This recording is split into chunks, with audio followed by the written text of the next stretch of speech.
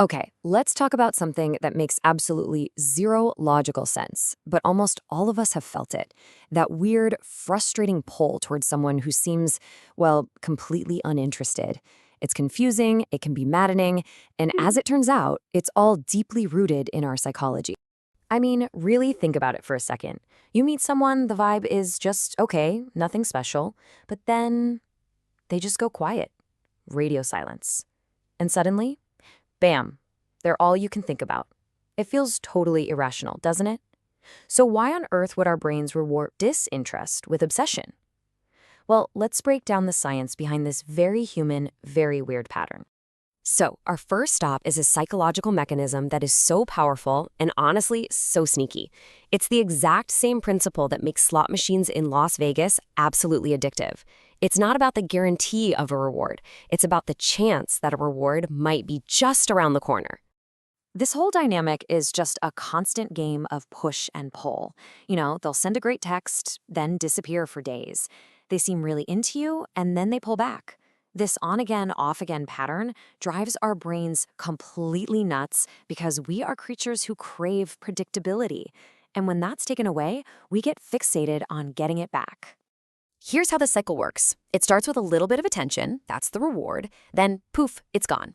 That's when the anxiety and the craving really kick in. Your brain basically starts freaking out, asking, hey, where did that good feeling go?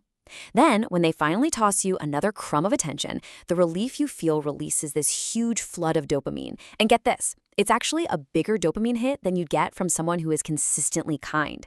And that, right there, is what makes it so incredibly addictive. And this is where we make a huge mistake. That feeling of your heart pounding, of you constantly checking your phone, we tell ourselves, wow, this must be passion, this is real chemistry. But so often, it's not chemistry at all. It's just straight up anxiety caused by their instability.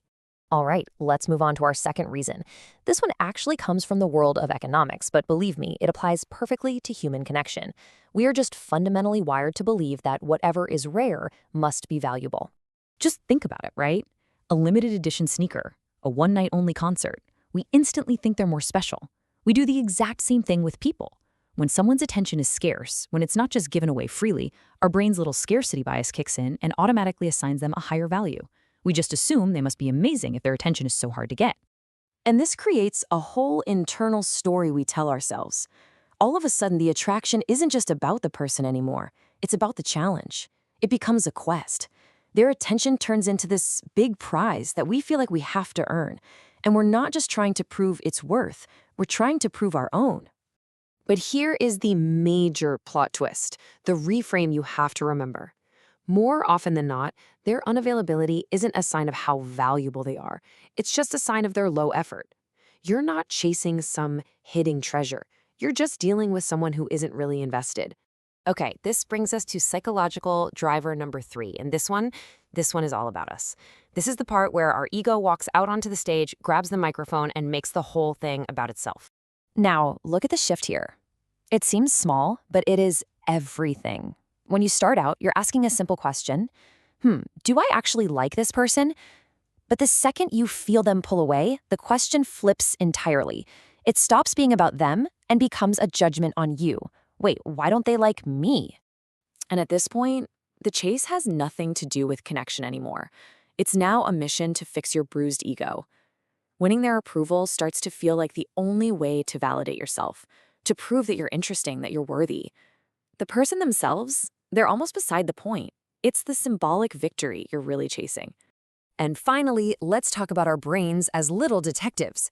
When our mind is faced with inconsistent, confusing behavior, it sees an unsolved mystery. And there is nothing the brain wants more than to solve a good puzzle. We are absolutely wired for closure. We hate ambiguity. An unfinished story, an unanswered question, it creates this uncomfortable mental tension. So when someone is hot one day and cold the next, they are basically handing our brain a giant, unsolved puzzle. And to solve this puzzle, your mind just goes into overdrive. You know what this feels like, right?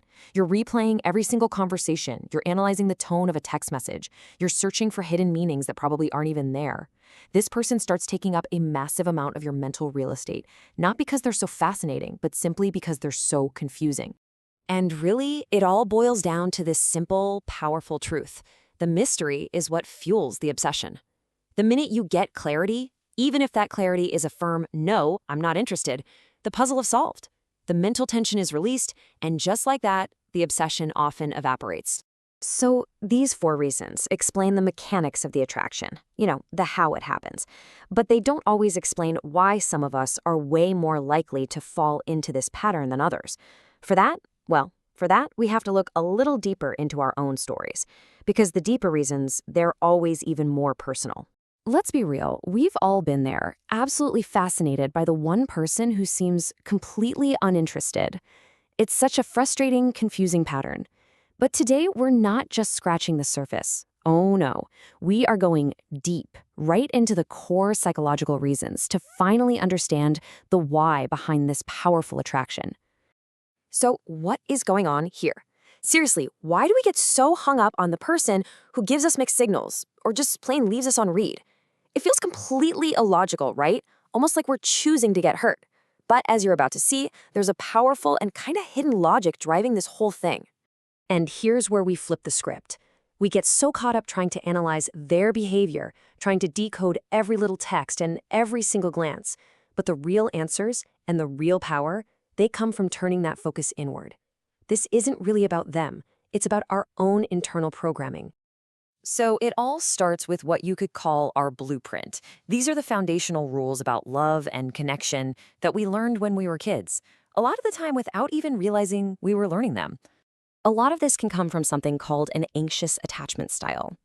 So imagine growing up where affection was totally unpredictable. Sometimes you got it, sometimes you didn't. Your brain can learn a really powerful and kind of problematic lesson from that. It starts to connect the feeling of love itself with uncertainty and unpredictability. So flash forward to today. When you're in an adult relationship that mirrors that same hot and cold pattern, your subconscious doesn't sound the alarm.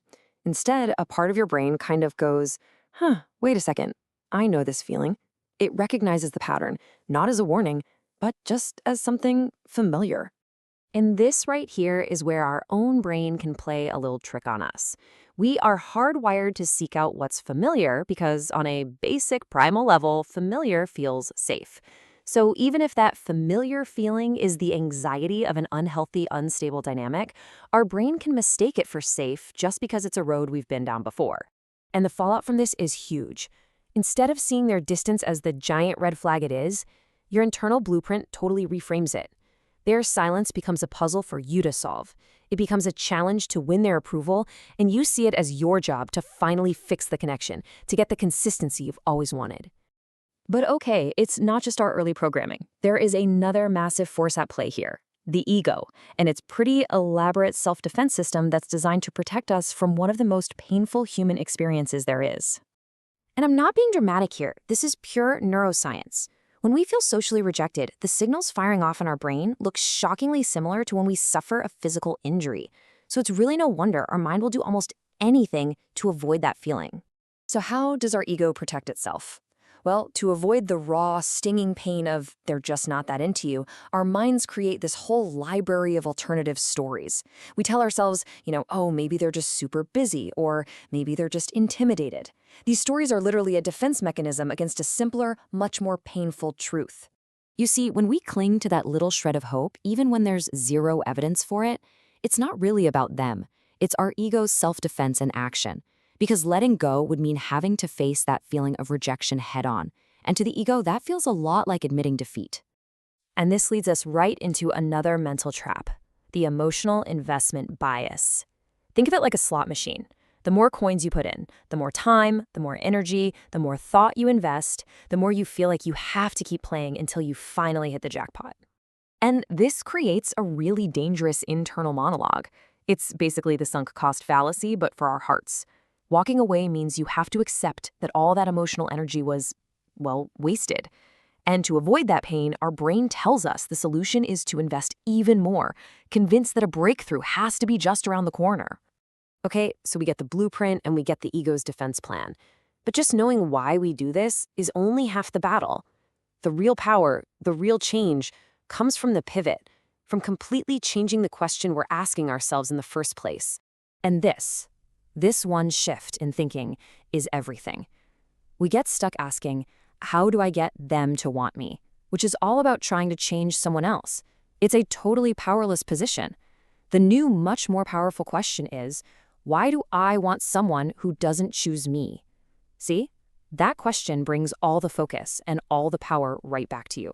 Asking that new question is what leads to the resolution. It's what allows us to redefine what we're actually looking for in a connection and to find real strength in a much, much healthier perspective. Because when you really break it down, this intense pull towards someone who ignores you is rarely about who they truly are. It's not about a deep, compatible connection. It's a cocktail of other things. It's the chemical rush of the chase, it's the ego's desperate need for validation, it's the weird comfort of old wounds, and it's that deep human desire to finally be chosen. And here is the simple truth that cuts through all that noise and all the games. Real, healthy attraction is not built on confusion. It doesn't leave you feeling anxious or making you question your own worth. It's built on consistency, on clarity, and on mutual respect, period. The moment you truly internalize that you deserve consistency over confusion, everything changes. The mystery of the unavailable person just fades. The chase stops feeling exciting and starts feeling exhausting.